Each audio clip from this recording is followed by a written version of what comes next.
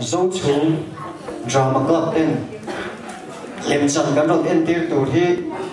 mấy chia cái bôi mộ gì à làm hơi anh đi đâu na tụ lại có về xuân na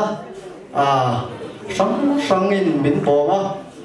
cần râm lệ nắm tụ chế mấy cái tia cần mi ba thế công địch là vận công na sa thế cần tia heng thế cần mi ba thế xoay lên lệ tụ thiên mấy chia thế hiền tỷ thế cần này đi tỷ làm hơi còn chân sủa về cần tung anh đi tin cần ra mà mình tụ chú mong ngày nay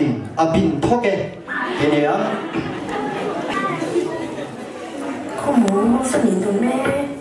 nó có mình thóc không mình chụp đi làm mà không mà thì không chụp được sao cái tụi có phát hiện tộc hay đã chụp đi thu phát đi mấy lần thế không muốn thì không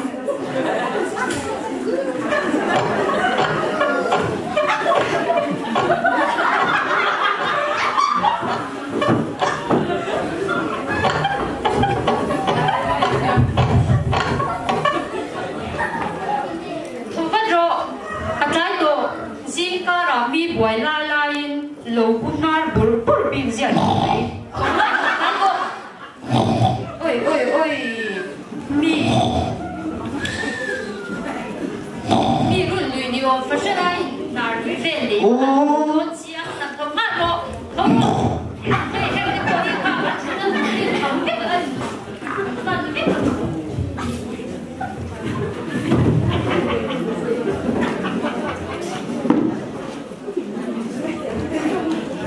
bạn phải dễ rồi mi cần quay em mà lâu muốn na văng dễ rồi mi na đi thế đó cái gì muốn tới cần khẩm lâu á nào tới cần thuộc chào vé lắm một lại à nó tiếng nghe vô một tiền đó tới ý ô mà ném chết ném hiên tỷ tê hin gì cả này cho đi bạc luôn mày tỷ luôn hiên à các con là gì à? Em tính lắm mấy bớt là thuộc giàu thì rình mất mấy chua qua chua thấy lắm được cái này thuộc buổi thang mấy hết dạng rình mất nãy thuộc quỳ xa cái này xuống xí lầu cái rình thấy em rình mất ta ôi bút thang ở đây cái lẩu này rồi kia là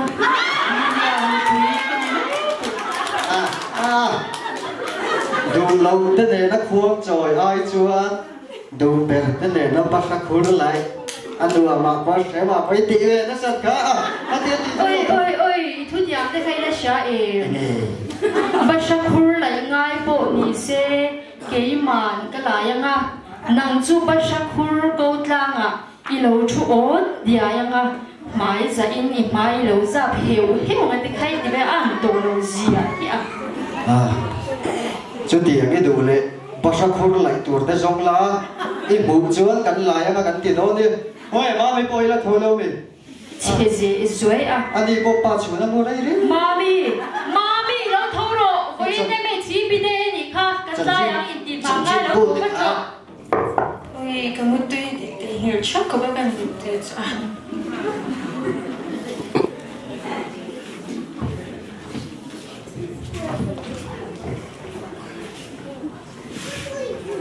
mà có phân cái đêm đầy đầu đơn thì nó thế xìm hi cái bút chụp bạc thế vậy là thar thâu tổ mô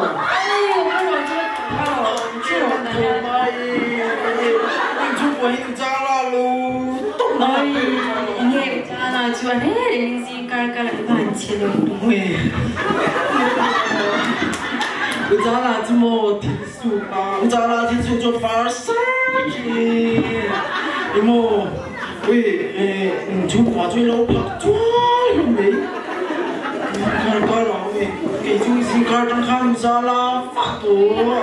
cái đi chú hệ thổ gần hay à hệ gần trái tập cái này với cái chú cái nhìn dễ bảo vệ hàng chú thì rồi lên chú rồi cái tốn cha thì khác nó không luôn rồi cái là mà thiên cái vấn đề phải lúc lên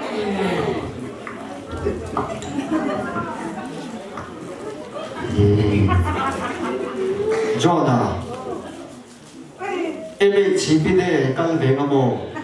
vì đồn giang sổ bị tụi nó sổ ra mình căn lo vắng kia căn lo đến tụi cái vắng em chỉ biết để căn cái giang sim phải mồ thì họ tụi nó sẽ cái này chứ tụi em chỉ biết để hai anh chàng tụi mình chỉ chú mình đi mà đi làm gì cái ra làm thằng tụi đi tụi phải làm hàng tốt hai cái party con cái gì à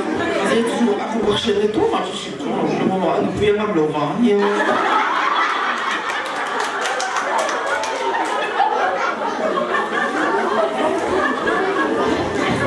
bây giờ tôi có thằng làm chuyện như vậy kami anh chàng mà lúc khai trang buổi sáng này bốc xí rồi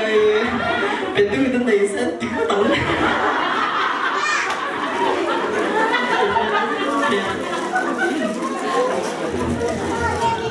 Chuan em bị chỉ biết để chuan hình nổi tiếng查是在官方表啊喂em bị chỉ biết để tôi查是在官方mà xem cái mà mình xem mà dân查số số nó mấy tay nào và tăng mà xem tao hậu tết thì khá là người chơi là về ngay nữa hậu tết thì là mày tài về là tao để chơi mong với hậu cho nó mà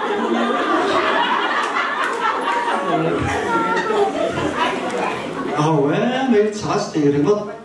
lỗ bụi tụt bao nhiêu lỗ ấy mấy chỉ biết đây là gì mình chỉ để điểm chúng mình chỉ biết cắn đi lỗ mà mình chỉ để cái lỗ bây giờ xem em tiếng nghe nhỉ ôi số lần bị gì à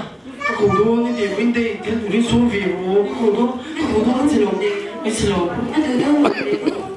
cầu xin tiền có cầu xin đâu lần bị gì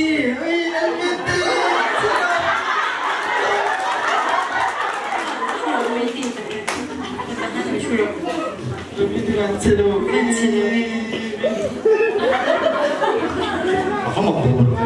이게 한테 다음 거 잘 nghe thì đơn vị thì tôi phát có cái điều thì tôi hey thằng này thì anh ấy đây là không về là cần thì anh ấy chỉ là muốn kiếm đó bác sĩ nóng mà tôi không về cái bữa là bác sĩ sát tôi bác sĩ cái đồ mà anh ấy để về là cái cái là thằng ấy có gì riêng thôi nó có thì phát có cái điều cho nên tôi lại sao thì điều chung cái vấn đề không wow cho nên cái về cho nên cái sinh cái làm cái cái vào thằng cái này tôi mua 왜 차를 내 또 뭐? 왜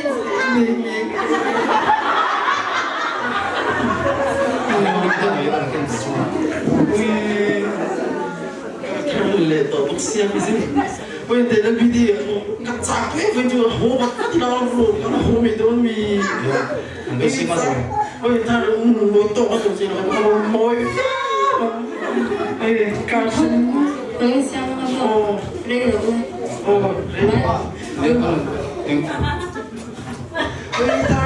Mẹ thiên an buồn phải rồi.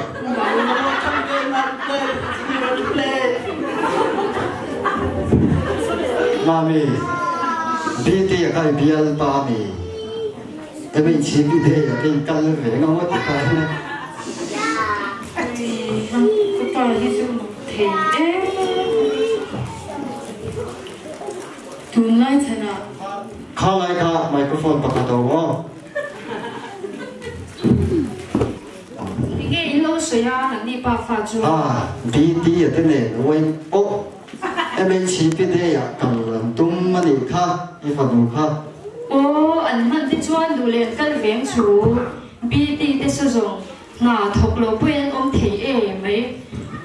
xuất yang đi chú mami xóa lên xuống chơi bà sẽ làm anh đi số tụi lai chả nà hậu sắp nà lệ xuống vào cái bôi mỏng lầu xóa lên xuống chơi sao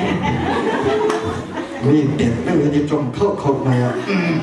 à xem chứ mà dù lệ rồi thì thiên đồng cái bôi thì về chuyện nó lỗ về biết tiền số vì cái bà tụi lai chả nà rồi thì thiên đi chú thì mà sẽ anh người về bố và đi làm tổ cái thì mà ba cái đi thì chú thằng sẽ bốc xí anh là bốc xí cái chỗ đó là lên ôi à bà hà sao chứ tấm nụ la tên khát tiền khan rồi thiam rồi bố lầu anh hậu xả thì về là làm hoa lên khí ra pasal tu tên lâu dòng xuân râm lâu bùi hít cần thiếu là có mà bi đi ở đây em ấy chỉ biết đây ngày lụt vàng lệ sầu vàng bột gì đó mà là vàng nó đẹp túng về gì mất rồi mấy chia nụ la thì hiện in thiên thì đàn hết thì có ngày sàn tù thì in ngày sàn á hết thì chính thì ngày sàn lâu nó ra tiền xuyên ta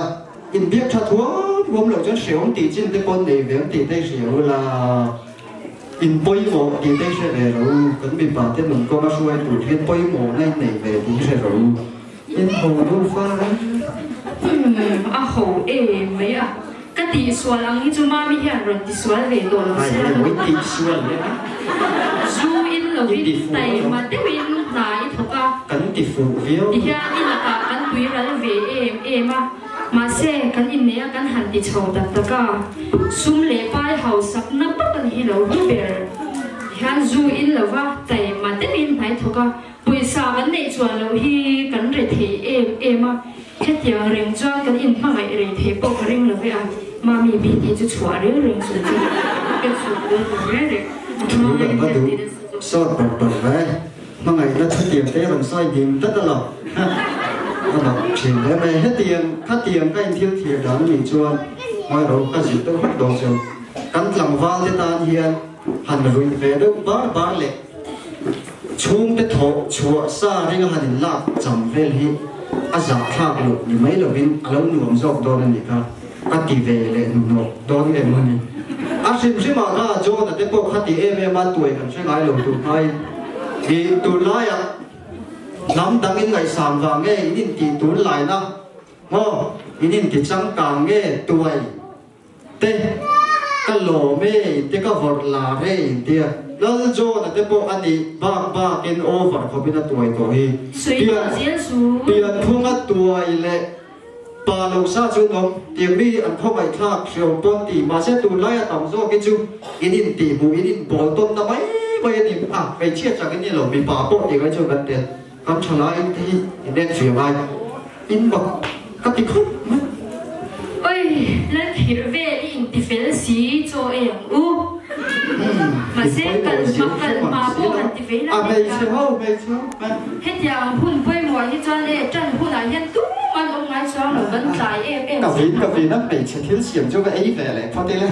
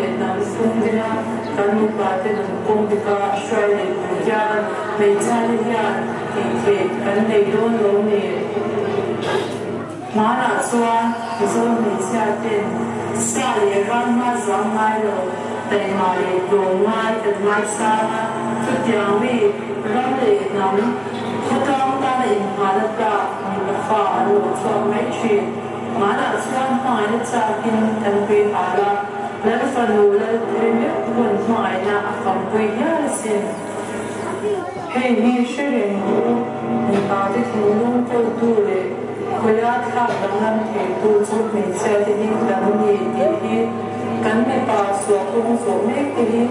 mai nên nè không chung à chủ nó lại sinh lệ ngày về nó cũng thiệt mà anh này cũng xí anh mang chung học xí là ông già thiệt mà ngày sáng tu việc in ngày sáng tác dụng thu cho công cấm tất in đi bà mình chia tiền là ba thì rồi thì công việc cả xoay mà anh ông đang chơi đi in số không lệ sử dụng thì cũng là nên nghe à thu chọn cần trong lệ nắm cần phụ tăng thì là lệ nắm là đồ đi cũng suy em xí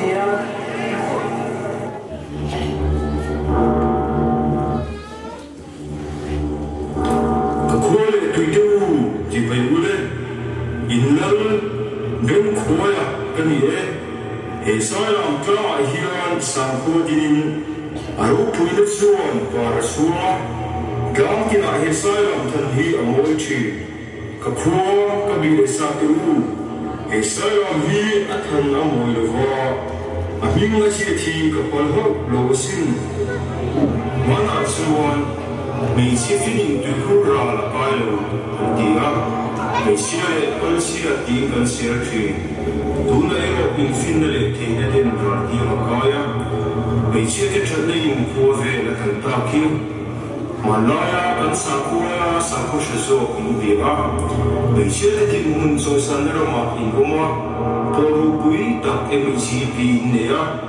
chiều này phi nó tóm tập in ra chú vàng rồi eka khua sai làm tung đi ngà chỉ là xiêm thật đủ lệ cần rắm lệ đắm hung him tu hiền cả linh tộc chế hoa khối lệ tùy mấy xe đi hiền thì thế mình này đi cái gì đó đi in chung à mình ba thì lệ mình cần mua ya mà nói cần chỉ là tất im đi hoa hiền à tu hôn à xuân người tiếng chủ hiền à xin hiền khác cái khối hệ sai làm trang hi à lu phù la anh là lúc mới xuống xe là có lẽ tụi mình sẽ tiêu intro cả cần đi bắt cái sắm sẵn lệ một số bé cái cái hara tung đinh tụi hiện thì này đi tìm hiểu chứ đồ nó tam chuan mong chọn vết cũ lên bây giờ là tụi mình cái lối đi lên đông siêu đi à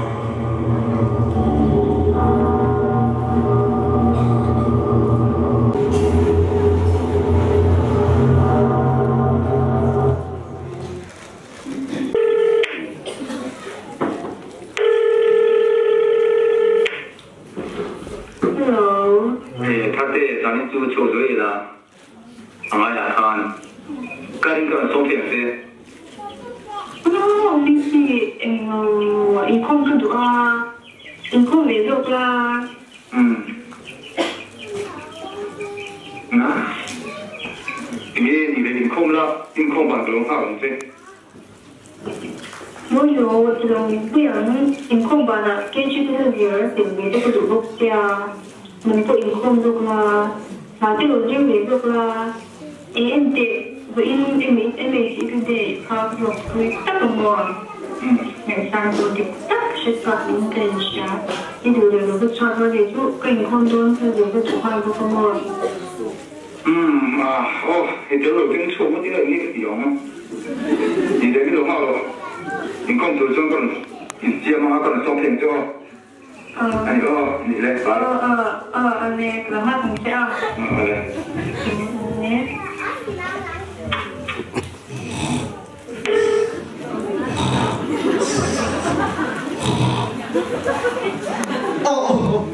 cà thâu mình là cài thâu luôn nghe cà thâu ở cái mặt lục về cái thì hải xem thì muốn lệ rồi ít chảo thế rồi bây giờ lục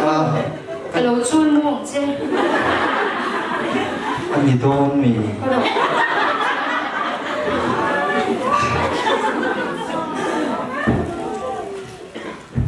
kalau aku mereka tahu ya om.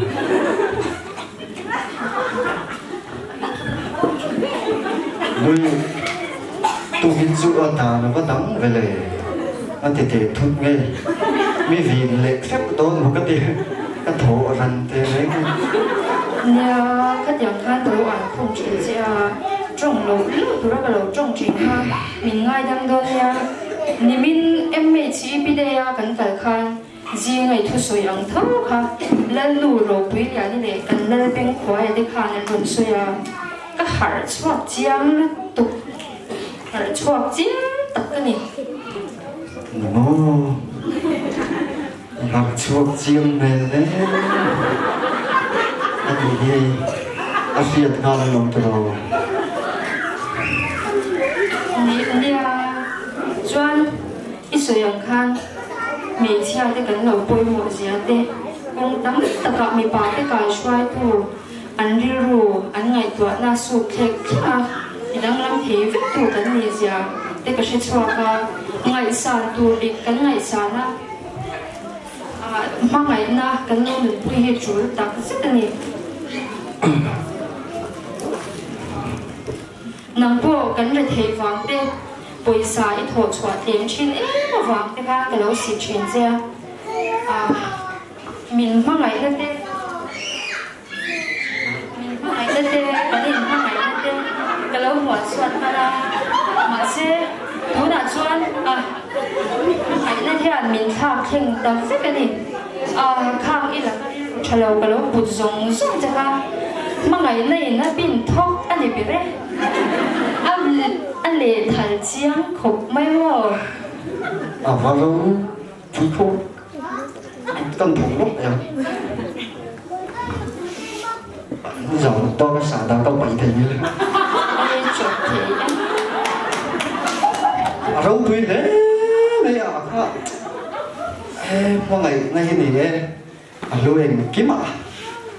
cần thiếu tiền kiếm mấy qua ngày nó này lối đi xếp rồi tôi biết sự đà đắng lắm thì bôi luồng lệ to có cái của thành chứ cái nó lắng vào lá rồi nó của mình chứ ăn được ăn đà đắng quá rồi ôi đồ ăn lắm hoa thú độc siêu mà ngày này pin thuốc đi cần tiền để sao mà ngày nó chịu cần tiền thúc lắm thôi